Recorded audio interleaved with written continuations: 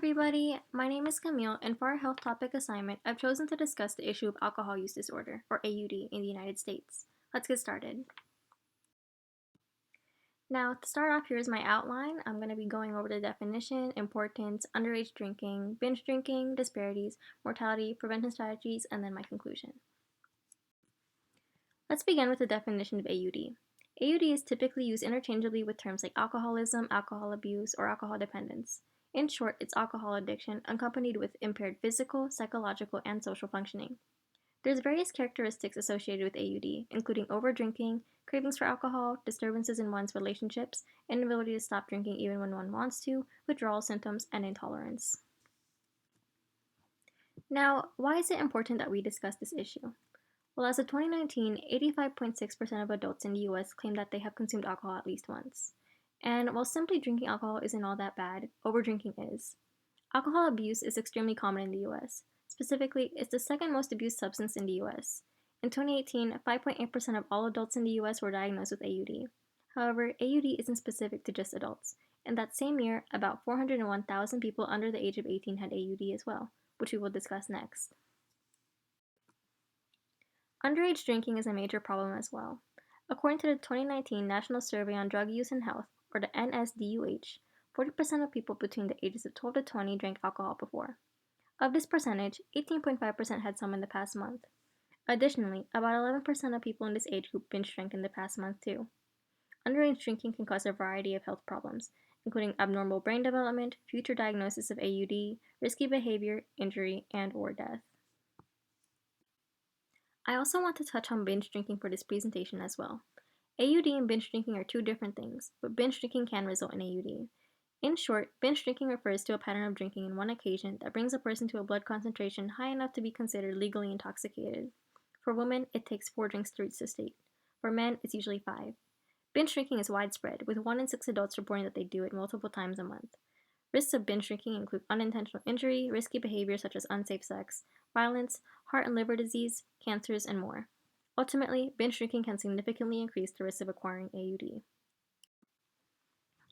When it comes to age, there's clear disparities concerning AUD.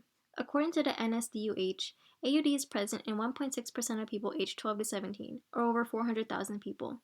For those aged 18 to 25, the percentage is 10.1%, or 3.4 million individuals. Among people 26 and older, it's 5.1% of adults, or 11 million persons. There's differences of AUD rates between genders too. Ultimately, males have higher rates of AUD than females. However, it's different between age groups. Among adults 18 and over, 7.3% are males with AUD and 4% are females. Concerning people under 18, it's slightly different. For people aged 12 to 17, females with AUD outnumber males. To be exact, 1.3% of boys between 12 to 17 years of age have AUD, but for females, the percentage is 2.1. Now, in case that was a bit confusing, I made this table conveying the differences in prevalence of AUD among age groups and gender. On the left side we have age, and on the top is gender. AUD affects races at different rates too. Based on data from 2012 and 2013, researchers found that, out of a sample of over 36,000 respondents, there were obvious differences of AUD prevalence between races. Native Americans had the highest rates, at 43.4% having AUD, followed by white Americans at 32.6%. 22.9% of Hispanics surveyed had AUD, followed by 22% of Black Americans.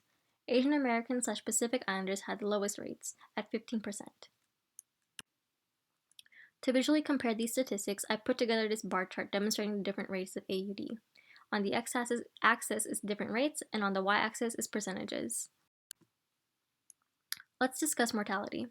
Alcohol is the third leading cause of preventable death in the US. In case you didn't know, preventable causes of death refer to risk factors contributing to different causes of death that could have been avoided altogether. To clarify just how dangerous alcohol can be, let's acknowledge the fact that roughly 95,000 deaths in the United States are related to alcohol. For example, nearly 43% of all liver disease deaths in the country in 2018 correlated with alcohol use. In 2014, about 31% of all automobile-related deaths involved alcohol. While AUD raises a great amount of concerns, there are prevention strategies in place to provide help. Primary prevention strategies are put in place to prevent health problems from taking place to begin with. In the case of AUD, primary prevention strategies include raised taxes on alcohol, education, and reductions in alcohol outlets. Secondary prevention strategies are focused on detection and reducing negative effects of something which damages health. With AUD, an example would be alcohol screening and brief intervention, or BSI.